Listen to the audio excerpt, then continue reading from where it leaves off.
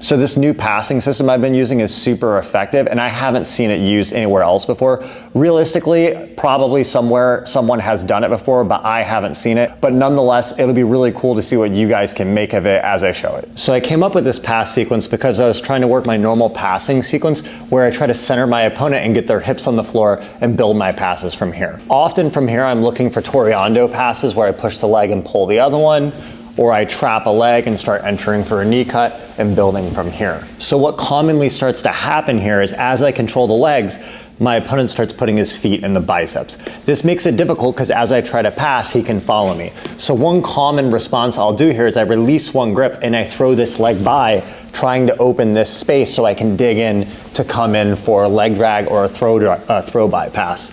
Another option here is I'll pummel the legs and push them down so he can't bring the legs up. What can commonly happen here sometimes is as I'm moving by and I go for the throw by, my opponent, if he's really flexible, he can anticipate and rethrow this leg. Or in general, when you're in the middle looping, if your opponent's really fast and crazy with their legs, it can be hard to get control. So I was training with my friend Josh in Halifax, and he's got a very flexible, good open guard. And I kept dealing with this issue of where I would go for the throw by, and his hips are so flexible, this leg would keep coming over. So what I did intuitively was when I was here and the foot came up to my bicep, I did the normal throw by pass I do, but I kept a grip on this far leg. And what happens is when I throw this over, they want to re-loop this leg back over top, but as long as you keep this, their leg cannot come back. From here, I would continue to drive this to the floor, and now he's completely stuck. So if you start trying to turn back in with your legs, he can turn in, even if he turns all the way in, his legs are stuck. If you come around this side, you can see here at a certain point, it's almost like one arm is controlling both legs. So I press this down initially. Once I get enough up, I can start bringing my left arm up here to try to go around, to try to consolidate up to like a north-south or a side control type finish. So I could be here, he starts to put the foot in the bicep here like this, and I throw over like this. Once I throw it over, I want to press it hard down towards the floor. If I'm loose, he's going to bring it back. But once I get here, exactly, even if he starts framing and turning in, I can really take my time and start controlling and finding different finish sequences. So after I discovered this pattern, I started playing with it and I came up with these really powerful setups. So anytime I control the pants and my opponent has both feet in the biceps here, it's opportune for the throw by. But if I have one foot on the bicep, it's hard to throw. So often I have to let go.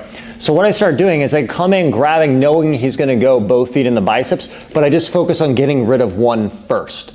So go back. So as I come in here, I pop this one off, he puts this one in the bicep. Now when I throw over, I'm not trying to throw him all the way to the side, I'm trying to throw this over the arm. So you want to be thinking in terms of throwing this leg over the arm rather than throwing him away, because you know you don't have to worry about that far leg coming back over. Keep your knees a little tighter. Right, so we're like this, right? He starts putting this foot in the bicep. I get rid of this, keep your knee tight, right, like this, and I throw over. Even if you barely get it, keep your knee tight. Even if you barely get it over here, once you get to a certain point, he can't recover it. Keep your knees tight. See, and now I can start pressing it down here and keep moving here.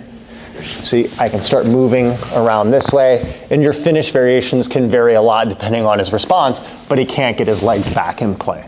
So anytime I'm passing the open guard, my opponent's knees are really close to his chest. A lot of times I'll turn this into a stack pass sequence. Sometimes if your opponent's hyper flexible, it can be hard to finish the pass sequence from here. So what I do is I get grip on both of the legs. Instead of going for a leg drag or a diving back take, I just control both of these legs, and I'm gonna start pulling this leg up and moving to the side, and I'm already dragging it to the same grip set here. So now as I come around here, this leg is already stuck and he's falling into the same position here, and I can start progressing. A lot of times here, the person will start intuitively feeling when you go for this, as you go here. See, he wants to almost stay stacked because he knows when it come around here, he can't recover. So he'll keep chasing, putting himself back in the stack, and I just keep dragging this over until I eventually can bring him down. And again, from here, there's just no easy way to move, and I can start progressing towards a finish.